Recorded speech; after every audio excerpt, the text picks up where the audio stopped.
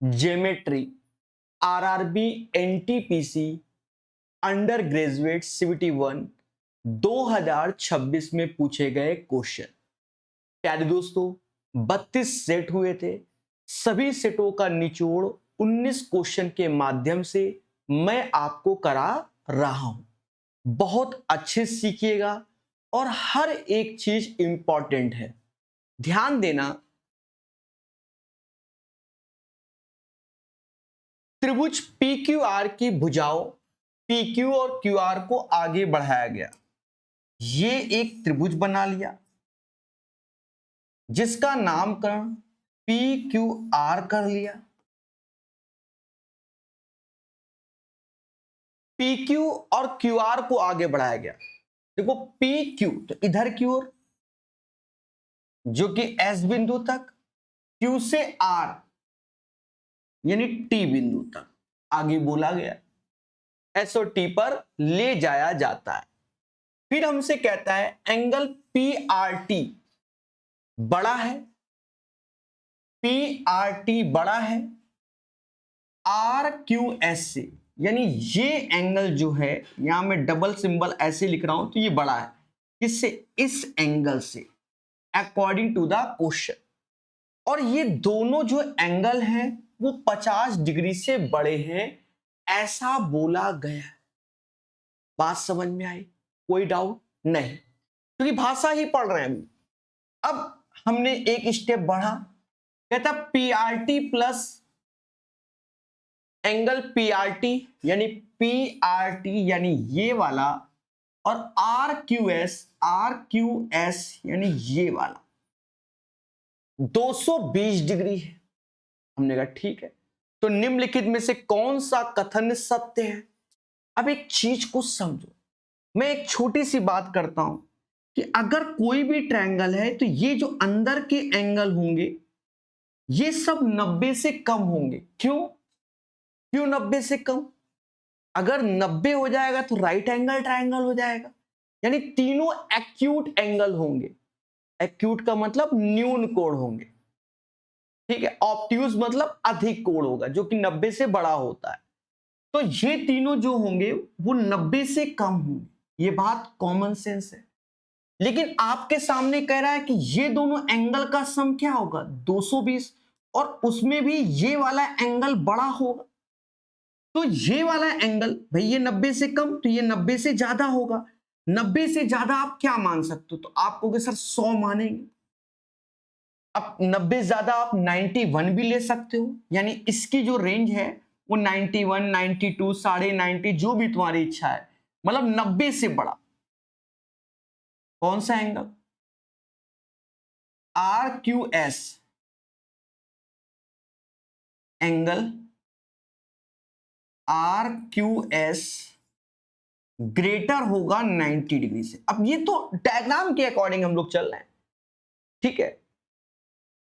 तो ये एंगल 90 से बड़ा होगा, तो हमने 90 से बड़ा तो जनरली हम 100 मान ले रहे हैं। अगर मैंने आर क्यू एस को 100 लेट कर लिया, इसको 100 लेट किया, सीधी सी बात है ये 120 होगा, तो ये एंगल 120 होगा। समझ गए? और सुन, लेकिन यहां पर और एक चीज अगर मैं देखूं, और मैं एक चीज देखूं, ये तो 90 से बड़ा, लेकिन मैं ये भी देखूं कि अगर मैं यहां पर 110 मान लेता इस वैल्यू को, तो 110 तो फिर इसको भी 110 तो बराबर नहीं हो सकते, क्योंकि पी आर टी बड़ा है आर क्यू एस से। इतना तो आपको दिख रहा है, यानी जो ये एंगल है, ये एंगल 90 से तो बड़ा होगा। तो 90 से बड़ा तो हम ऐसे भी लिख सकते हैं, देखो सीखो मगर प्यार से। 90 से बड़ा तो हम ऐसे लिख सकते हैं, लेकिन 110 से छोटा होगा। क्यों? क्योंकि अगर मैं 110 यहां लिखूंगा, 110 यहां लिखूंगा, दोनों का सम 220, लेकिन ये तो बड़े भैया नहीं बनेंगे। समझ गए? तो ये कंडीशन किसके लिए? आर क्यू एस के लिए हो गए। हाँ, किसी की श्रद्धा है 91 तो फिर उस हिसाब से सेट हो जाएगा। अब हमसे कहता है निम्नलिखित में से कौन सा कथन सत्य है? चलिए अब एक चीज को देखो बहुत बारीकी से। ये अगर मैंने 100 माना तो मेरे भाई ये 80 हो जाएगा, क्योंकि स्ट्रेट लाइन के दोनों एंगल का सम 180 होता है।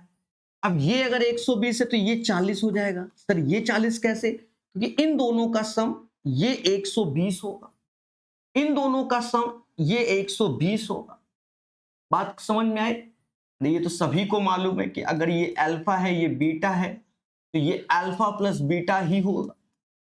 तो 120 में 80 घटा दो तो 40 ऐसे। और सुनो, ये 80 है ये 40 है तो ये 60 होगा, क्योंकि वैसे भी स्ट्रेट लाइन में ये 120 तो ये 60। अब देखा जाए सबसे बड़ी भुजा के सामने सबसे बड़ी साइड होती है, तो सबसे बड़ी साइड क्या होगी? पी आर होगी। उससे छोटी साइड 60 डिग्री के सामने क्या है? पी क्यू है, तो पी क्यू होगी। 40 के सामने क्या है? क्यू आर है। तो राइट आंसर अगर देखोगे तो सबसे बड़ा क्या है हमारा? पी आर है, पी क्यू है, क्यू आर है। B is the right answer, B is the right answer. अब आपकी श्रद्धा है अलग अलग वैल्यू पे भी चेक करने की, आप चेक कर सकते हो आप अलग अलग वैल्यू पर, लेकिन यह ध्यान रखना कि आर क्यू एस की वैल्यू 90 से बड़ी 110 से छोटी। सपोज दैट आपने कहा सर आर क्यू एस की वैल्यू मैं 91 मानूंगा, तो मान लीजिए 91। जब ये 91 मानेंगे तो ये 89 होगा। आपने कहा बिल्कुल सही, क्योंकि स्ट्रेट लाइन है। अच्छा एक और चीज समझो, ये 91 ये 89, तो ये क्या होगा? ये एंगल यहां से डिसाइड होगा 89, तो ये 129 हो जाएगा। तो ये 89 91 ये 129, इससे घटाओगे तो इसका मतलब P हमेशा आपका चाहे जो कर लो 40 ही आएगा। According to the question P हमेशा 40 ही आएगा। ठीक है, ये सेटलमेंट है क्वेश्चन के। हाँ कुछ उल्टा सीधा मान लो तो बातें अलग है। अब यहां पर भी आप देखो ये 40 हो गया, ये 89 हो गया, ये अपना 129 है तो 89 घटाओगे, सॉरी 129 है तो यहां पर क्या आ जाएगा? 60 की जगह अब ये 51 हो जाएगा। अब यहां पर आप फिर देखो 89 के सामने सबसे बड़ी भुजा पी आर हो गया, क्योंकि सबसे बड़ा एंगल। उसके बाद 51 के सामने पी क्यू हो गया, और उसके बाद 40 के सामने ये। समझ गए? तो जब हम लोग लेट करेंगे तो प्रॉपर आप सीखो। क्लियर है? तो इसका जो राइट आंसर है दया, वो सबसे बड़ी साइड हमारी क्या होगी? पी आर होगी, उसके बाद पी क्यू होगी, और उसके बाद क्यू आर होगी। सर ये चीज तो हमें मालूम है नहीं। देखो ये चीज आपको मालूम है, आप पाइथागोरस थ्योरम वाला सिस्टम करते हो ना, ये 90 डिग्री।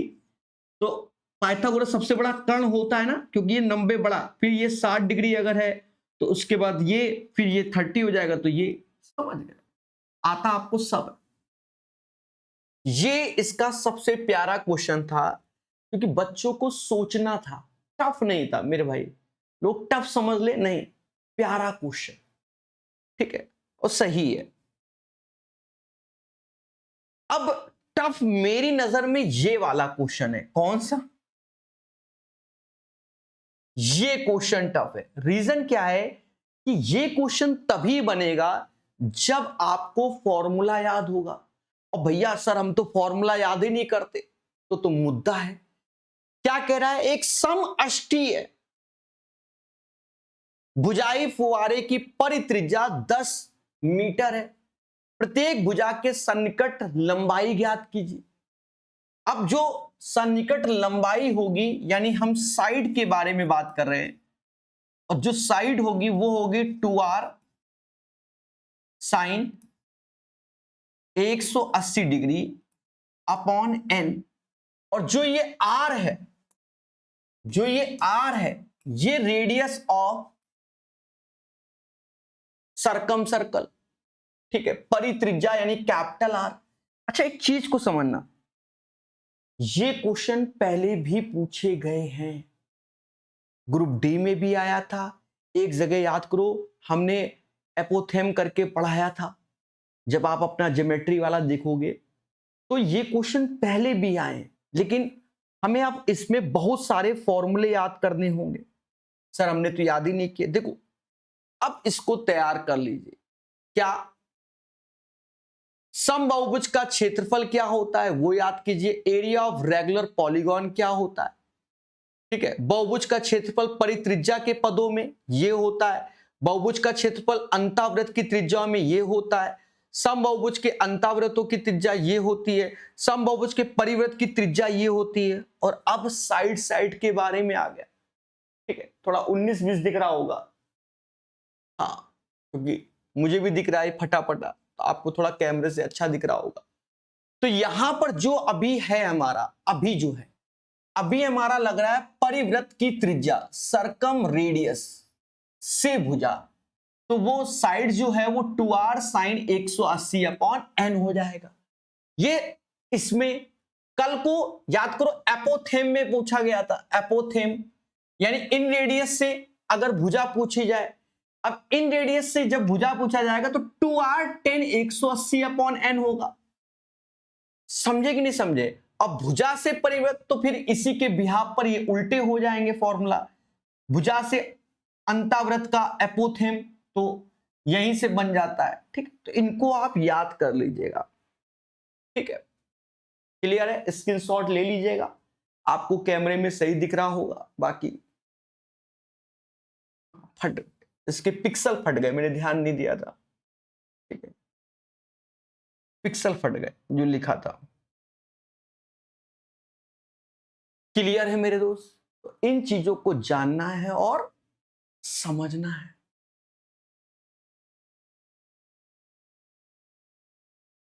ये क्वेश्चन 5 बार एटलीस्ट पूछा गया है इसी में ही, हाँ कई बार पूछा गया तो मिनिमम 5 बार ये पूछा गया। कह रहा है एबीसी, अच्छा वो तो सॉल्व भी नहीं किया, नशेबाजी। एक सम अष्टीय भुजाई फव्वारे की परित्रिज्या इतनी है, प्रत्येक भुजा के सन्निकट लंबाई ज्ञात कीजिए। मेरे दोस्त ध्यान देना,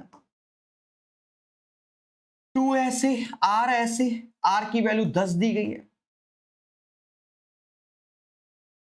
साइन 180/n, तो n ऑक्टागन है, तो साइन 180/8 हो जाएगा, ठीक है।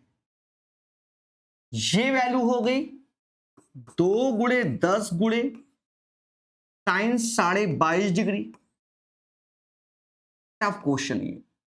अब साइन 22.5 डिग्री की वैल्यू बच्चा ये याद करता है, और अब आपको क्या याद रखनी पड़ेगी 1/2 √2 माइनस √2। इस क्वेश्चन में ऐसा आ रहा है, तो यहां पर 22.5 डिग्री की वैल्यू आप याद करो 0.382 एंड सो ऑन, एटलीस्ट 0.382 आपको याद करना चाहिए। अब एक और बात बता दूं, मुझे याद नहीं थी, मैंने जब सॉल्व किया तो मैंने याद किया। मैं साफ बोलता हूं, हाँ जो कल को धरने पहुंच जाओ सर, हाँ अब ये भविष्य के लिए हमको भी याद रहेगी। हम होते तो हमारे साथ भी खेला होता। साफ बोलता हूं मैं, खराब लगे तो अच्छी बात है, कौन याद करे, मैथ का टीचर हूं। 2 गुणे 10 ऐसे, तो 22.5 डिग्री की वैल्यू हमने याद की 0.382 एंड सो ऑन होती है। तो 2 का गुणा कर दो, 2 दूना 4, 8 दूनी 16, 3 दूना 6 और 1 7, 10 का गुणा करोगे तो 76.40 से थोड़ा सा अधिक, 76 मतलब नहीं समझे, अच्छा दशमलव ऐसे भाग रहा है।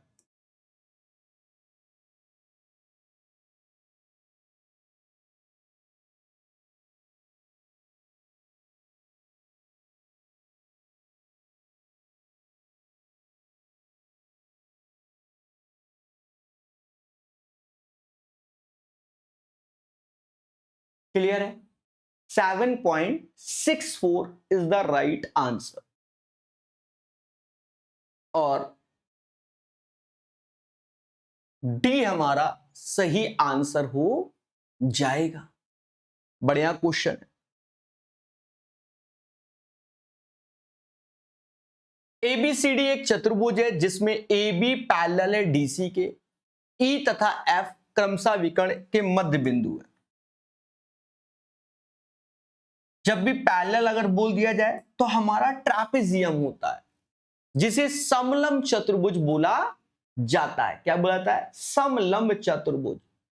अब यहां पर एक चीज देखो, ए बी 74 दिख रहा है और पैरेलल में ए बी डी सी देखो 26, तो फिर डी सी ये होगा, ए बी ये होगा, ये 74 है और ये 26 है।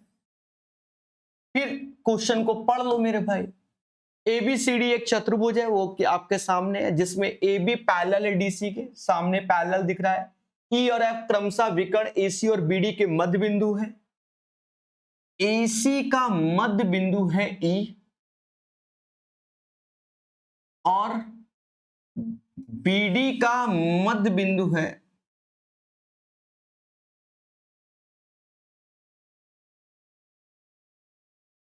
एसी का मध्य बिंदु यानी मिड और बीडी का मध्य बिंदु एफ ये है, एफ ये है। तो हमसे कह रहा है ईएफ की लंबाई कितना है। तो अब ये एक प्रॉपर्टी होती है मेरे दोस्त, क्या? अगर ट्रापेजियम में डायगोनल के मध्य बिंदुओं को मिलाया जाता है तो उसकी वैल्यू इन दोनों के अंतर के आधे के बराबर होती है। यानी ईएफ का जो वैल्यू होगा वो A B minus C D mod लिख दे रहे बटा 2, क्योंकि कौन बड़ा कौन छोटा इसलिए ऐसा लिखा जाता है। अब 74 में 26 घटाओ तो 14 में से 6 गया 8 आया, 6 में से 2 गया 4 आया, डिवाइड बाय 2, तो राइट आंसर आपके सामने 24 आ जाएगा। कई बार ये प्रॉपर्टी मैंने आपको पढ़ाई हुई है, ठीक है, 2024 से 26 में भी पूछा गया है, ध्यान रखना, ठीक है। बस शुरुआत के 2-4 थे अच्छे, बाकी तो आप सब निपट जाएंगे। यदि किसी वर्ग के विकर्ण को एक शीर्ष से आगे 6 इकाई तक विस्तारित किया जाए, ये एक वर्ग है। यदि किसी वर्ग के विकर्ण को एक शीर्ष से आगे, ये वर्ग है, ये विकर्ण है, अब एक शीर्ष से आगे ले जाओ, ये इसका कॉर्नर हो गया और यानी वर्टेक्स हो गया, इससे आगे ले गए, आगे 6 इकाई तक विस्तारित किया जाता है। यहां से वैल्यू ये 6 इकाई है, जिससे वर्ग के बाहर एक त्रिभुज बनता है, बाहर बनता है, बनने दो, बनने दो, वर्ग के बाहर बनता है, बनने दो। इस विस्तार और वर्ग की आसन भुजाओं के बीच का कोण क्या होगा? अच्छा, हम जानते हैं कि ये दोनों साइड इक्वल होती हैं, तो ये एंगल बाइसेक्टर होता है, ये पूरा एंगल 90 होता है, तो ये 45-45, तो यहां पर भी 45-45, क्योंकि वर्ग में ऑल साइड्स आर इक्वल, तो ये एंगल बाइसेक्टर कोण समद्विभाजक बराबर होगा। अगर ये 45 है तो ये हमारा 135 हो जाएगा। पढ़ो लाइन, कह रहा है तो इस विस्तार और वर्ग की आसन भुजा के बीच का कोण, अब विस्तार ये और आसन यानी एडजेसेंट साइड का, एडजेसेंट साइड का आप देख रहे होगे तो एक तरीके से यहां आपको नजर आ रहा होगा 135, 135 तो है नहीं, तो आप ये देखो, ये विस्तार ये डायगोनल का हुआ और डायगोनल के एडजेसेंट साइड ये हुआ, यानी फिर 45 डिग्री आप बोलोगे। 45 degree is the right answer.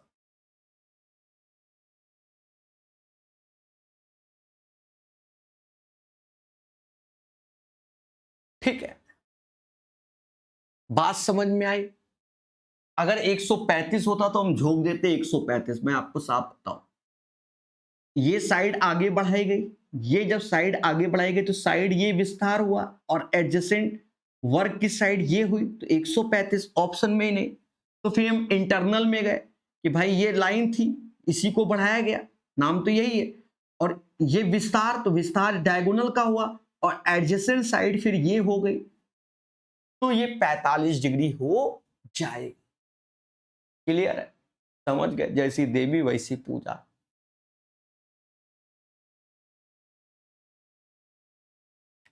निम्नलिखित में से कौन से कथन और किसी चतुर्भुज के विशिष्ट रूप से रचना के लिए सत्य है? यानी हमको राइट पॉइंट चाहिए। कह रहा है दो विकर्ण दिए जाने पर समचतुर्भुज और वर्ग की रचना की जा सकती है। बिल्कुल की जा सकती है। दो विकर्ण दिए जाने पर समचतुर्भुज और वर्ग की रचना की जा सकती है। क्यों नहीं की जा सकती भाई? डायगोनल आपने दे दिए, अब डायगोनल किसके बिहाफ पे? जैसे ये डायगोनल दे दिए, डायगोनल दे दिए, तो अब देखो वर्ग भी बन जाएगा, समचतुर्भुज भी बन जाएगा, जैसी श्रद्धा वैसा सब बन जाएगा, क्योंकि डायगोनल है। क्या तो लाइनें मिलाना है। तो ये पॉइंट हमारा ट्रू हो गया। दो आसन भुजाओं की लंबाई और दो कोणों की माप दी जाए। अब दो आसन यानी एडजेसेंट साइड, ये एडजेसेंट साइड दे दी गई। अब दो कोणों की माप, तो कौन सा कोण? ये वाला दोगे, ये वाला कैसे हम डिसाइड करें कहां से क्या? तो ये फॉल्स हो गया भाई। दो आसन भुजाओं की लंबाई, दो कोणों का माप, तो अब ये कोण ये दोगे तो कहां से हम बना देंगे? कह रहा तीन भुजाओं की लंबाई एक कोण, तीन भुजाएं दे दिया, एक दो तीन, एक कोण तो कौन सा दे सकता है? ये दे सकते हैं, आप ये दे सकते हैं। तो चौथा हम अपने मन से कैसे झोंक देंगे? कह रहा चार भुजाओं एक विकर्ण, बिल्कुल चार भुजा दे दिया और एक विकर्ण दे दिया, तो दूसरा विकर्ण हम खुदे निकाल लेंगे। ट्रू। तो चतुर्भुज के विशिष्ट रूप से रचना की जा सकती है। तो पहला और चौथा थोड़ा सा इनको पढ़ना पड़ता है, तभी ये होते हैं। थोड़ा बहुत नॉलेज होना चाहिए। समझ गए कि नहीं समझ गए? जैसे ट्रायंगल बनेगा तो तीन साइड का प्रयोग होगा, दो ही साइड है तो ट्रायंगल बना दो, खिला हो जाएगा। ठीक है, हाँ, इन चीजों को हमें समझना है। एक त्रिभुज की भुजाओं की लंबाई 5, 12, 13 है। यदि सबसे लंबी भुजा के सम्मुख शीर्ष से सबसे लंबी भुजा पर एक लंब खींचा गया तो लंब की लंबाई, देखो ऐसे क्वेश्चन 2 या 3 आए थे, ये भी बता दे रहे हैं। और ये जो डेटा सेट था पेपर में वो ट्रिपलेट्स था। जैसे ये 5, 12, 13 है, वैसे ही वो डेटा था, उसका रेशियो ले लोगे, वो भी हमारा क्या था? ट्रिपलेट्स था। मैं आपको बता रहा हूं प्रॉपर। अब इसमें क्या होता है, ट्रिपलेट्स तो यानी पाइथागोरस वाला मुद्दा होता है ये। अब इसमें कि एक तो ये 90 होता है, फिर कहता है इससे ये 90 है, ये भुजा ए दे दी, ये भुजा बी दे दी, ये सी दे दी, और ये पी। हमसे पी के बारे में चर्चा कर रहा है। हमने आपको प्रॉपर्टी बताई हुई कि इन दोनों का जो मल्टीप्लाई है वो इन दोनों के मल्टीप्लाई के बराबर होता है, और जो पी की वैल्यू हो जाएगी वो ए इंटू बी अपॉन सी हो जाएगी। सी मतलब आपका कर्ण। अब जैसे यहां पर ये भुजा 5 है, ये 12 है, ये 13 है, तो आपका क्या होगा? 5 गुणे 12 60 ऊपर और 13 से भाग, 13 चौको 52, 13 पचे 65, तो 4 पॉइंट समथिंग से जो होगा वही आंसर होगा। यानी मेरे दोस्त राइट आंसर आपके सामने 4 पॉइंट समथिंग। क्लियर? समझ गए? कोई डाउट नहीं होगा। एक समबाहुभुज के अंतःकोण बाह्यकोण के माप का अंतर 100 डिग्री है। अब ये सरल क्वेश्चन है, सिर्फ इसका पहला क्वेश्चन ही, बाकी ज्योमेट्री सरल है। एक समबाहुभुज के अंतःकोण बाह्यकोण का माप, तो अंतः यानी इंटीरियर और एक्सटीरियर का जो अंतर है 100 डिग्री। और हमारी मौसी हमको पढ़ाए कि दोनों का योग 180 होता है, हम 180 भी जानते हैं। अंतर ये दिया योग। बहुभुज की भुजाएं, भुजाओं के लिए हम जानते हैं कि नंबर अगर ऑफ साइड चाहिए तो आप 360 डिग्री अपॉन ई बता सकते हो, यानी एक्सटीरियर एंगल इसके बिहाफ पर निकाल लो। ऐसे करके घटाओगे तो आई आई गया है, तो ये 2e हो गया। 180 से 100 गया तो 80 आया, यानी एक्सटीरियर एंगल 40 आ गया। और मेरे दोस्त यहां पर ये 40 हो गया, 40 से ये गया 9 बार, नंबर ऑफ साइड कितना आएगा 9। तो सही आंसर आपके सामने 9 हो जाएगा, नंबर ऑफ साइड। क्लियर है? इन चीजों को सीखना है और जानना भी है। आगे बढ़ेंगे। एबीसी एक समबाहु त्रिभुज है जिसकी भुजा 24 और एडी माध्यिका है और जीएबीसी का केंद्र है। देखो, आपको मालूम होना चाहिए कि समबाहु त्रिभुज का incentre, circumcentre, orthocentre, centroid एक ही होता है। पहली बात, क्यों? क्योंकि ऑल साइड्स आर इक्वल होती हैं। अब ये हमारा एक इक्विलैटरल ट्रायंगल हो गया जिसका नाम एबीसी है। ऑल साइड आर इक्वल और सभी भुजा कह रहा है 24 है। एडी इसकी माध्यिका है, तो एडी माध्यिका है। माध्यिका का काम क्या होगा? भुजा को 2 बराबर भागों में डिवाइड करना। लेकिन लेकिन लेकिन लेकिन समबाहु त्रिभुज में यही उसकी हाइट हो जाएगी, एल्टीट्यूड हो जाएगी, यानी शीर्ष लंब, और ये 2:1 का रेशियो होगा। और जो ये डॉट पॉइंट लिख दिया है यही इसका incentre, circumcentre, orthocentre, centroid सब होगा इक्विलैटरल के केस में। तो हमसे कह रहे हैं यदि जी त्रिभुज का केंद्रक है तो जीडी बता दो। तो ये पूरे का पूरा आप देख रहे हो, तो ये हमारा इसका कैपिटल आर हो जाता है, रेडियस ऑफ सरकम सर्कल और रेडियस ऑफ इन सर्कल। याद रहे इक्विलैटरल ट्रायंगल की बात हो रही है। तो आप जानते हो कि इसका अंतावृत्त की त्रिज्या a/2√3, ये फॉर्मूला होता है। तो सीधे आप जीडी इसका निकाल सकते हो, बाकी में अलग अलग तरीका है, ठीक है। हाँ, इक्विलैटरल में ऐसे भी निकाल सकते हो। तो भुजा 24 दी गई, नीचे 2√3, 2 से 12 बार √3 से भाग दोगे तो 4√3 आएगा। बढ़िया क्वेश्चन है। राइट आंसर इसका 4√3 हो जाएगा। समझ गए मेरे भाई? इन चीजों को सीखो, जानो, समझो। चलिए आगे बढ़ेंगे, ठीक है। एक समबाहुभुज के आंतरिक कोण का माप 162 है। बहुभुज की भुजाओं की संख्या, हम जानते हैं कि अंतःकोण और बाह्यकोण का सम 180 होता है। अगर हमसे इंटीरियर 162 बोल रहा है तो एक्सटीरियर सीधे हम 18 बोल सकते हैं, क्योंकि दोनों का सम 180 होता है। ये माइंड से सीधे। भुजाओं की संख्या, नंबर ऑफ साइड का फंडा आप ऐसे भी निकाल सकते हो, बाकी अलग अलग तरीके। तो E बराबर आपके सामने 18 डिग्री है, भाग दे दोगे N बराबर 20, नंबर ऑफ साइड इसके 20 आ जाएंगे। एक समचतुर्भुज के विकर्ण का अनुपात 3:4 है। देखो 3:4 यानी 3x और 4x इसकी डायगोनल हो गए।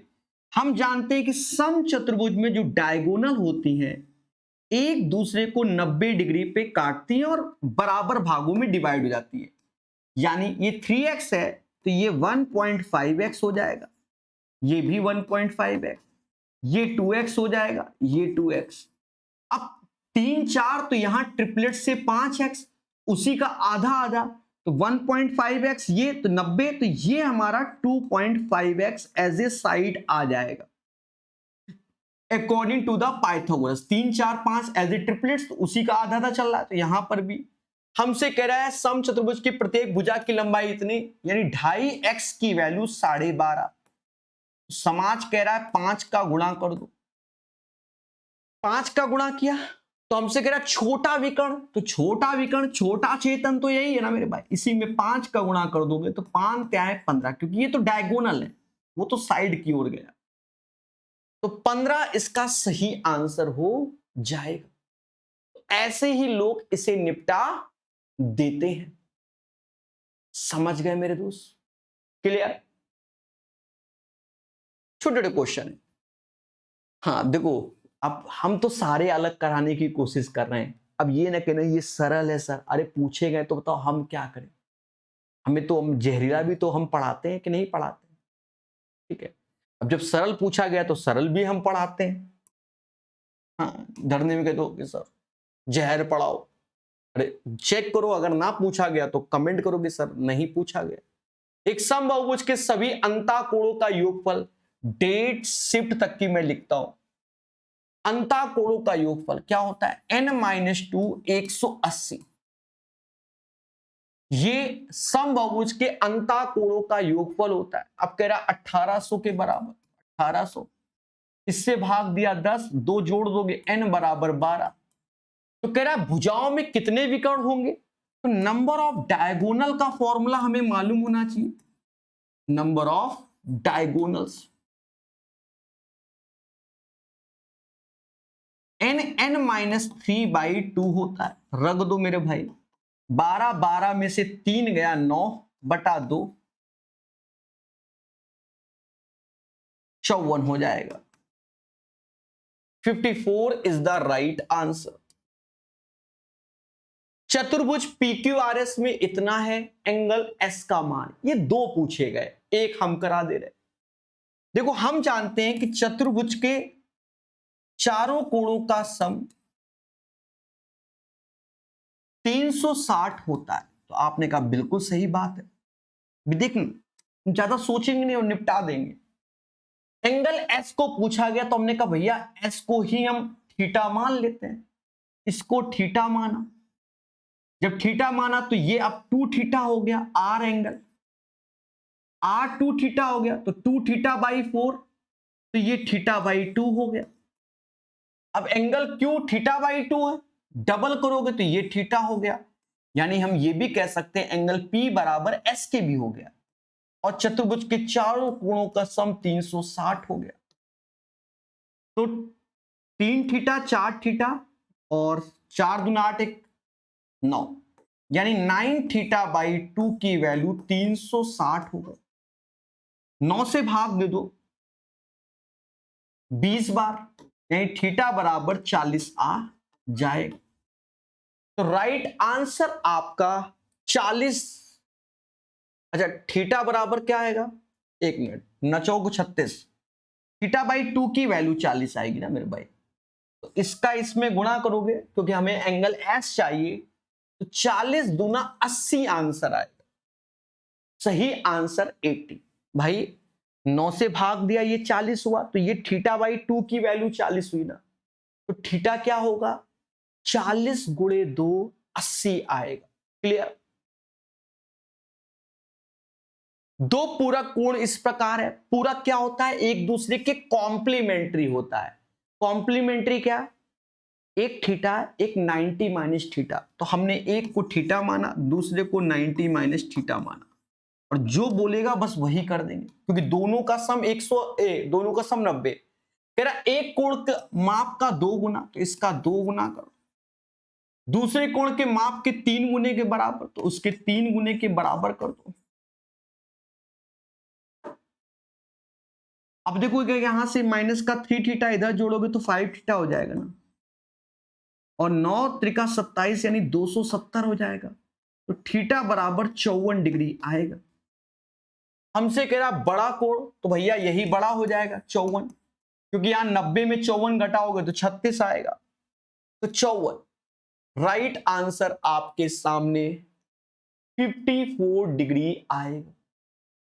थीटा बराबर 54 डिग्री। क्लियर? एक अब देखो असम बोल रहा है, इनरेगुलर। देखो एक सम होता है ना, आपने सुना होगा रेगुलर पॉलीगॉन, जिसमें ऑल साइड्स आर इक्वल होती है, तो फिर सारे एंगल भी उसी हिसाब से इक्वल चलते हैं। इसीलिए इसने असम बोला। इनरेगुलर हेक्सागोन, ठीक है, हेक्सागोन। तो हम जानते हैं हेक्सागोन के, अगर हेक्सागोन है जिसमें 6 भुजाएं हैं, तो उसके सभी अंतःकोणों का योग n बराबर 6 रख दो तो 4, यानी 720 हो जाएगा, जिसमें से 5 हमारे सामने छठा पूछा जा रहा है। तो जोड़ लो इनमें। तो जोड़ेंगे कैसे? देखो ये अपना 300, 400 और 220, यानी 620 घटा दो। एक बार और जोड़, 300 400 400, 500, 620, 620 घटा दो, 100 डिग्री आए। ठीक है, यानी जो चौथे कोण के बारे में चर्चा करनी है उसकी वैल्यू मेरे दोस्त 100 डिग्री हो जाएगा। क्लियर ना? ठीक है, एक समांतर चतुर्भुज में दो आसन कोणों का अंतर 40 डिग्री है। छोटे कोण का माप ज्ञात करो। देखो, चाहे आपका क्या हो, पैरेललोग्राम हो, चाहे आपका रोम्बस हो, हमेशा याद रखना इनमें क्या होता है कि अगर ये थीटा है तो ये 180 माइनस थीटा, तो ये थीटा हो जाएगा, ये 180 माइनस थीटा।